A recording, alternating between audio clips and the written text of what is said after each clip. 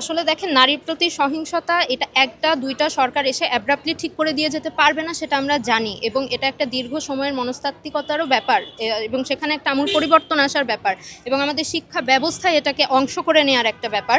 এটা একটা দীর্ঘমেয়াদী প্রক্রিয়া, এটা হঠাৎ করে একদিনে চেঞ্জ হবে না, সেটা আমরা জানি, কিন্তু সব মশার বিরুদ্ধে সুরক্ষা দিতে এলো বসুন্ধরা এক্সট্রিম অ্যারোসল, মশার বিরুদ্ধে এক্সট্রিম সুরক্ষা। যখন একটা দীর্ঘ সময় পর, যেভাবে আমরা বলছি যে একটা নবনির্বাচিত সরকার এবার যে নির্বাচনের মধ্য দিয়ে আসলো এবং ব্যাপক উৎসাহে মানুষ তাদেরকে ভোট দিল, একটা স্বপ্ন নিয়ে তাদেরকে ভোট দিল, একটা পরিবর্তনের আশায়, সেখানে নারীর স্বপ্ন কেন বারবার মেইন স্ট্রিম রাজনীতি থেকে আলাদা একটা সাইডে যে সিভিল সোসাইটির বিষয় হয়ে যাচ্ছে? এটা তো তা হয়ে যাওয়ার কথা ছিল না। তো এই সরকার যখন ব্যর্থ হচ্ছে, তখন এটা আমাদের জন্য আরও বিশেষভাবে হতাশা তৈরি করছে, এবং আমরা অত্যন্ত ক্ষুব্ধ হচ্ছি যে আমাদের এতটা প্রত্যাশা নিয়ে এতটা বিপুল পরিমাণ ভোট কেন্দ্রে উপস্থিতি দেখা গেল, নারীরা এতটা ভোটে অংশ নিল, এবং তারপর এরা যদি